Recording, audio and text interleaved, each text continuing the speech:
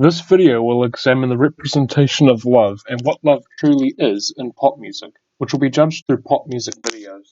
Pop music is a genre of music that has an incredibly widespread appeal and a major influence on society. Most music videos that fall under the pop genre receive hundreds of millions of views on sites like YouTube. In this video, I will be covering the ways in which love is represented in these songs and their videos. A stereotypical representation of love in these videos is very bitter, sexual, and melodramatic. In many cases, the man displays an unhealthy obsession with his significant other, who is usually portrayed as an object that the man must obtain.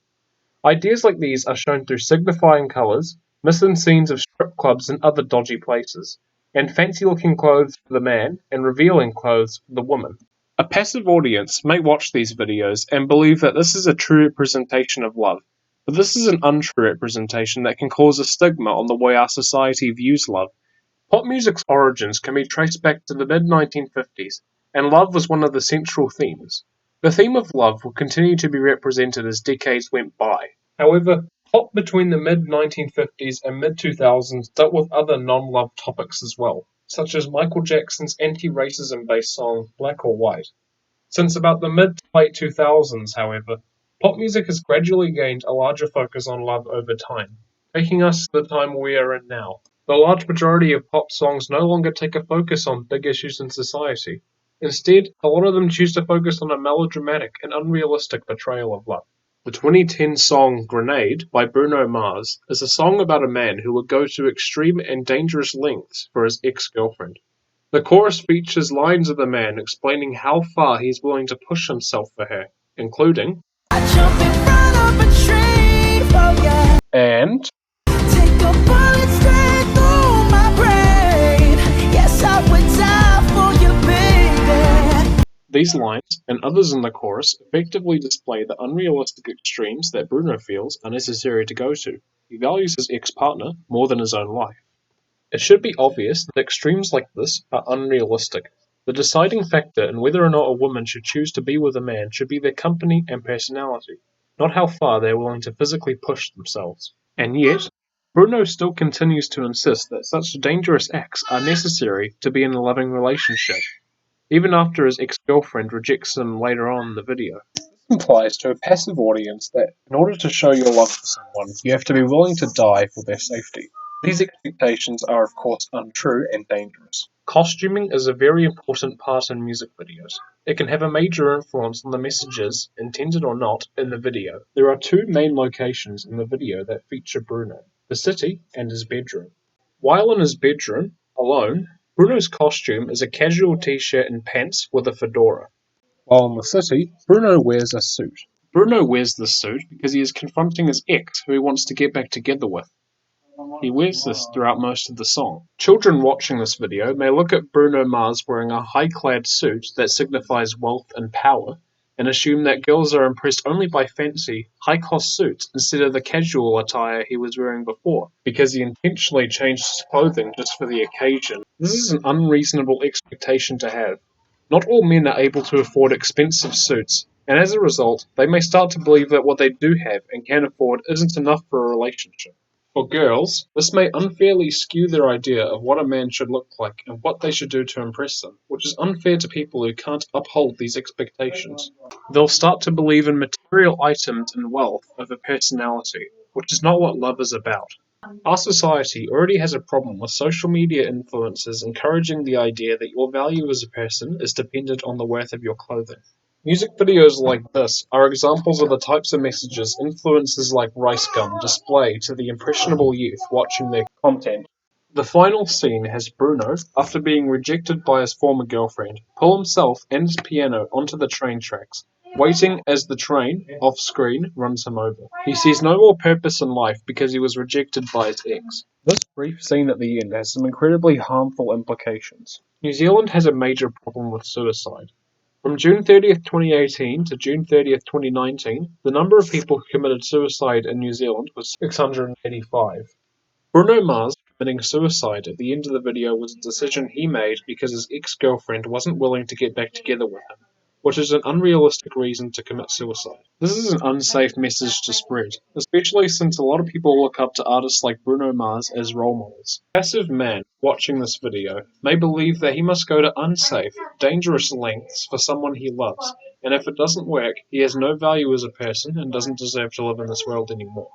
Messages about love like these will cause far more harm than good if put into practice by people, and will prove to be harmful to both our society and people's lives. One Direction's 2014 song, Steal My Girl, revolves around a man singing about his deep admiration for his love interest. The music video goes in depth about the common stereotype of a man in a loving relationship that is found in these songs. In pop songs such as these, the man is portrayed as, for lack of a better term, a woman obsessive.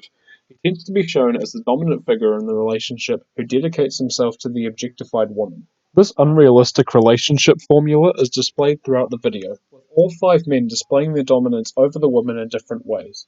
For example, during the chorus, the men all say in unison, Everybody wanna steal my girl. Find another one 'cause she belongs to me. Possessive words like belongs and steal my girl emphasize on how the man views his partner, as an object that belongs to him. This is an unhealthy outlook on women in our society. They deserve to be treated with the same amount of respect as men. Yet this video's lyrics make out the woman to be just another object that the man must keep by his side. A passive man watching this video may start to believe that this is how his female partner is supposed to be treated, and a passive woman watching this video may start to believe that all they are to a man is a position that the man is entitled to, which is unrealistic.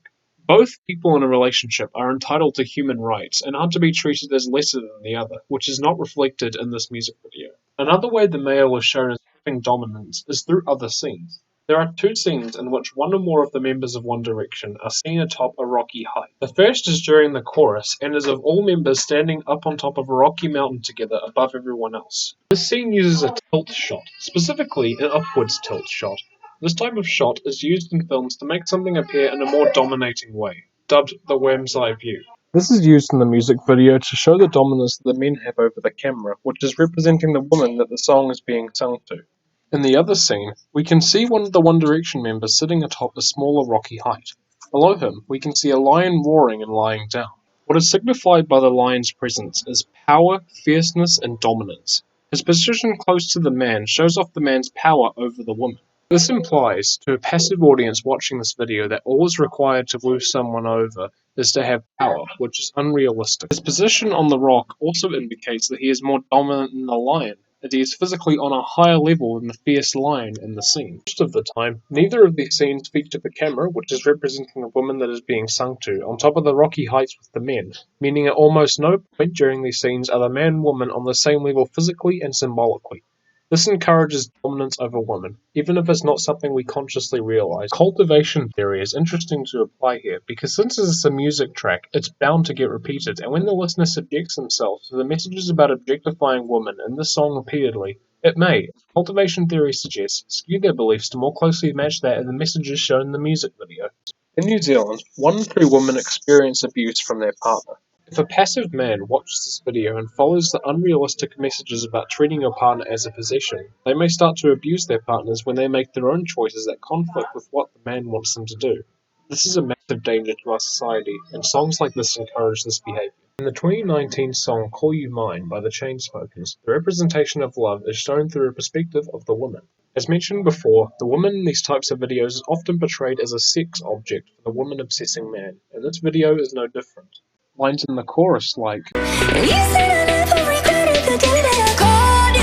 the ownership entitlement of the man to the woman. The woman can recall the day when the man called him his. Ownership of people and treating them as objects isn't okay by today's standards, and it hasn't been for several years. Nobody should be in the possession of someone else. Yet this line in the chorus reinforces this negative idea into the audience's mind through chorus repetition, which ties into cultivation theory, repeating the same messages over and over again to hardwire an idea into the audience's mind. One of the techniques used quite a lot in this music video is the close-up shot, mostly of the woman. Close-ups are used to add greater focus on important things. At many points, the close-up technique is used on the girl's breasts, thighs, and face. This objectifies the woman as an object for sexual pleasure. Because the video chooses to only show the body parts that most would consider sexy, like breasts and thighs, Ultimately portrays her as a piece of meat that the two men can obsess over.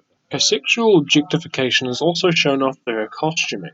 Throughout most of the video, she is seen wearing a black leotard. This outfit is very revealing, showing off her legs and cleavage almost completely, and giving off more exposure to her sensual body shapes like her hips. This costuming is most shown off in a scene with a mise-en-scene similar to a strip club. The pair of men are sitting on a sofa, taking shots from the waitress while watching the woman perform very sensual chair dances. Since the song lyrics are about love, this implies to a passive audience that love is a good-looking woman doing overtly sexual things for horny men. This isn't realistic at all. The color red plays a large role in the video, especially during the aforementioned strip club scene. Red as a color represents passion, emotion, and lust. While the main actors are mostly wearing black, the director still fills the video with as much red as possible. The walls and doors are red, and in the strip club scene, the stage lights are casting a slight red tint over everything in the room. Even if it's something we only realize subconsciously, the video displays lustful energy not only through the woman's sensual dance moves, but through lighting and set design as well. Sexual desire on its own isn't a bad thing in small doses. It's when you start to overindulge in it that starts to become a problem. And the costuming of the woman, her sexual dances, and the lighting and colouring of each scene can cause a negative influence on how much sexual desire we think is okay, even if we only realize it subconsciously. This video shows off the woman as just another sexual object instead of an equal in the relationship. As mentioned before, domestic abuse is already a major issue in New Zealand, but a subsection of that is sexual abuse. If the passive man surrounds himself with these types of music videos that feature hypersexualized women, it can encourage them to treat their partners as sexual objects alone, and if the woman doesn't want to be treated as a sexual object, the man may become aggressive and force her to perform sex anyway. This is an obvious danger to society. In New Zealand, an estimated 1 out of 3 women are sexually abused before they turn 16. Of those offences, 90% of those were committed by someone that the woman knew. If the scenario from earlier were to play out across many relationships, these numbers would only get higher, which is an obvious danger to our society. Love has been a central theme in pop music since its inception. Even then, some of the earliest love songs had messages similar to the ones in these songs, like Russ Hamilton's 1956 song We Will Make Love. The line, I'll call for my girlie to go walking by, treats the woman in the relationship like a dog that the man has control over, as he calls her over, which is similar to the unrealistic stereotype of love created in the previous song. The difference between this track and the ones before, however, is the time period these tracks came out in. The Russ Hamilton song came out in the 1950s, when messages like this were deemed appropriate. Society's standards for what is considered appropriate have changed since then, as we've become a more overall active audience. What may have been considered appropriate back then may not be considered appropriate now. But even then, songs like the ones previously mentioned contain many inappropriate and dangerous messages that shouldn't pass by today's standards. Pop music isn't evolving with the times in this regard. This may be because of the uses and gratification theory, escapism in particular. Producers of this music may assume that because most people listen to music as an escape from the outside world, they don't care about what messages are present in the videos, because the listeners aren't watching music videos to take morals and messages away from it. However, just because the listeners aren't trying to take away messages and morals from their music videos doesn't mean that they won't. Repeated listening of tracks like these can alter how that person thinks, regardless of them wanting it to do so if they're a passive audience. Love is a strong mutual connection personality-wise. Love isn't putting your life at risk for your partner. Love isn't treating your partner as a sexual object for pleasure purposes only. Love isn't proving your dominance over your partner. This is why we all need to be an active audience against messages like these.